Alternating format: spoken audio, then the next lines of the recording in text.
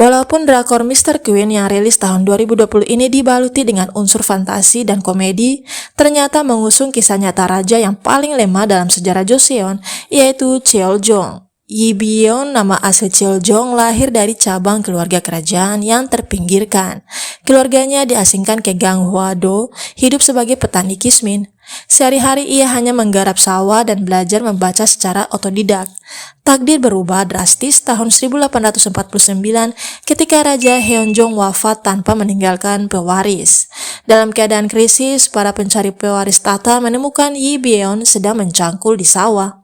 Bayangkan kekagetannya saat diberitahu bahwa dia akan menjadi raja. Mengapa memilih seorang petani kismin untuk menjadi raja? Jawabannya sederhana namun licik.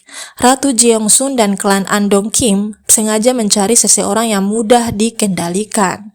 Yi Byeon dengan latar belakang sederhananya dianggap sempurna untuk dijadikan raja boneka. Di usia 19 tahun, petani muda ini tiba-tiba dinobatkan sebagai Raja Cheoljong. Bayangkan perasaannya, kemarin masih mencangkul di sawah, hari ini mengenakan jubah kerajaan dan tinggal di istana yang megah. Transisi dari petani menjadi raja sangatlah berat.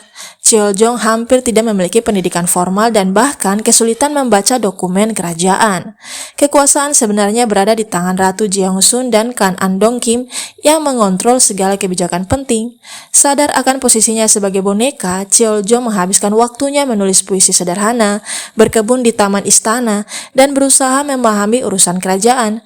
Meski berada di puncak kekuasaan, ia tetap hidup sederhana seolah masih menjadi petani dengan pakaian mewah. Di balik gelar agungnya, Cheoljong menderita. Ia sering diejek karena latar belakangnya tidak dihormati oleh pejabat istana dan merasa kesepian di tengah kemewahan. Catatan sejarah mencatat bagaimana ia sering terlihat melamun di taman istana, mungkin merindukan kehidupan sederhananya di desa. Betapa menyakitkan menjadi raja namun tidak memiliki kekuasaan sungguhan, seperti burung dalam sangkar emas. Selama 14 tahun pemerintahannya, Korea mengalami korupsi yang merajalela, penderitaan rakyat, dan terhambatnya modernisasi.